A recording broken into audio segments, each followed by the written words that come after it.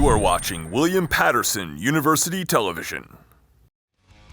Ooh, welcome back to the desk. The Pioneers got out the brooms in a clean doubleheader sweep against Hunter College. Anthony, take us through this dominant performance. Yeah, Jimmy, Pioneers got loud Tuesday, so I'm going to get loud here with my trusty bullhorn. We're going to actually take a look at the highlights right now and a little bit of a stat comparison, too.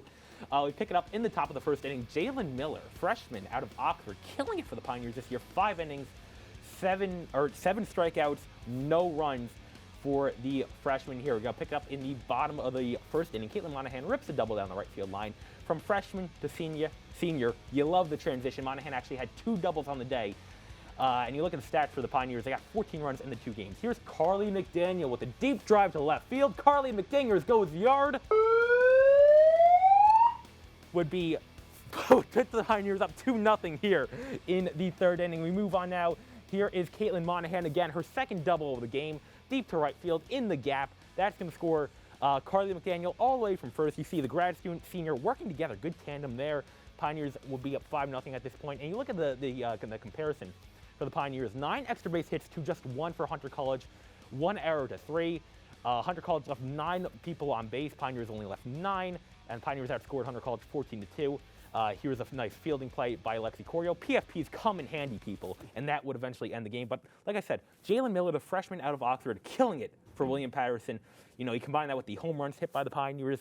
Carly McDaniel is killing it, as we're going to talk about later on. Really nice doubleheader sweep. Samory, you were on the call for the game. What'd you say? We saw a lot of good things. Me and Steve were on the call there, but Jalen Miller, 37 Ks in 23.2 thirds inning. Like, from a freshman, that's all you would want.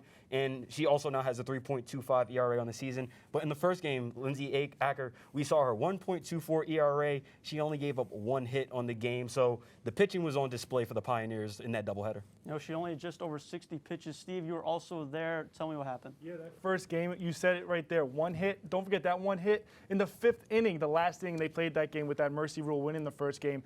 And not only that, we saw Carly McDaniel put a ball over the wall. She hit 500 just in those 2 games. So she's hot at the plate right now.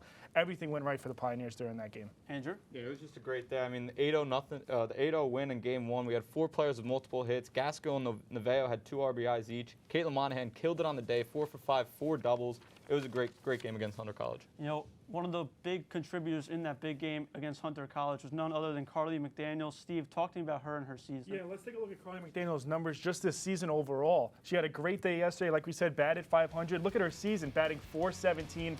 On base percentage, .432, OPS 1.293, 3 home runs, and not only 3 home runs, she's tied 3rd in the NJAC for home runs with those 3 home runs and 13 RBIs. If Carly McMagic can keep getting this done, it's going to be a magical season for the Pioneers. Anthony? We're going to come up with a bunch of nicknames for Carly McDaniel. Carly McHittin, Carly McDingers. I have a new one for her. How about Home Run CMC? She has 3 home runs in the year, as Stephen alluded to. Caitlin Monahan actually led the team last year in home runs with 3, so it looks like McDaniel's going to shatter that record.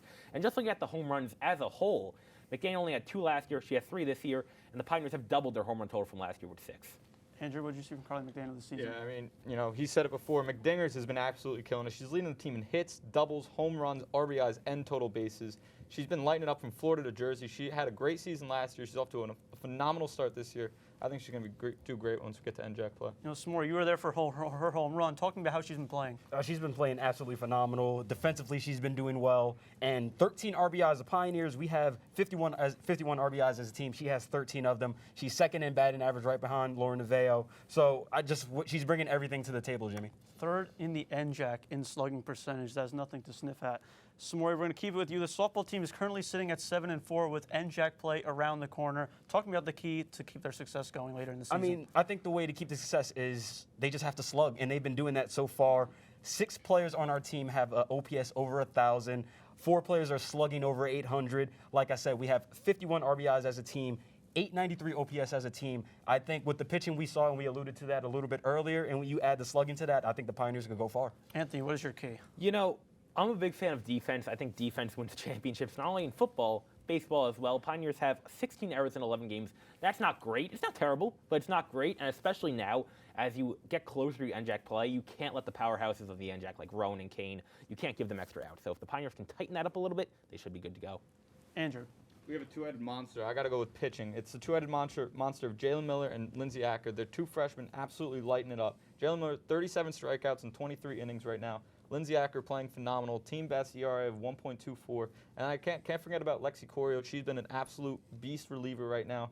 She's in 12 innings. She's only got 2 walks. She's killing it right now. Steve, nobody knows the NJAC better than you do. What do the Pioneers need to do? Yeah, and with that, I'm going to go just like Walker said. Rowan and Kane are your big monsters in the NJAC. You got to get early opportunities. You got to take advantage. We saw them do it against Wisconsin River Falls in Florida, and we saw them in the first game in Hunter College score early. They get on base a lot. We see that with all their slugging percentages. If they can take advantage early in the NJAC, make those NJAC teams like Rowan and Kane play from behind right away, especially on the road, they're going to have a good season. You know, Andrew, something that contributes to having a good season is winning consistently. The Pioneers a little bit of a hot streak right now. They're playing Drew this weekend, talking about what they need to do to win in this upcoming doubleheader. Yeah, we'll take a look at the stats. Drew's been killing it so far. They're 14-4 to begin the year compared to our 7-4. They're averaging 6.7 runs a game compared to our 5. You know, on-base percentage is pretty even. You know, they have a little bit better of an ERA than us. And errors is something that we're both struggling with a little bit. You know, they've fared well against NJAC teams so far. They've beat Montclair twice, beat NJCU twice, but unfortunately they lost to Kane twice. So we'll see how we fare against them. It's going to be a tough one. Samory?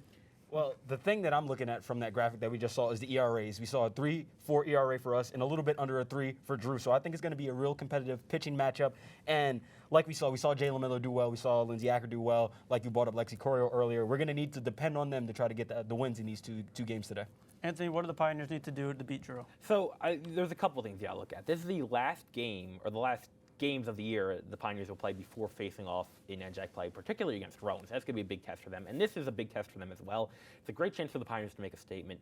You ever hear of Shohei Ohtani, though? How about Shohei O'Bradley? Tegan Bradley is a two-headed monster for the Rangers. She has an OPS over 1,000, and she has an ERA of 1.83 in 7 starts this year. She can do it on the mound and at the plate. If the Pioneers can limit her, though, and even hit her or shut her down, they should be good to go. I never thought we'd have a Shohei Ohtani reference here on a softball block. Steve, what do the Pioneers need to do to get some wins this weekend? And I'm going to throw some numbers at you here, Jimmy. Numbers don't lie. When you look at the history all the way back to 2008, they're 23-1 all-time versus Drew. The last 2 times they played back in 2019, they won both of those games in that doubleheader by 5 innings. This team is a bigger slugging team than they were. We got the pitching that's hot right now. If they can go out there and they're going to slug and hit, you're going to see that 23 become a 25. You know, the Pioneers have won 4 of their last 5 games, and we certainly wish the Pioneers luck on their upcoming games, but the softball team season is in full swing. The NFL offseason is blistering hot. After this, our NFL crew will get in a 3-point stance to break down the craziest from the world of football. Stick around.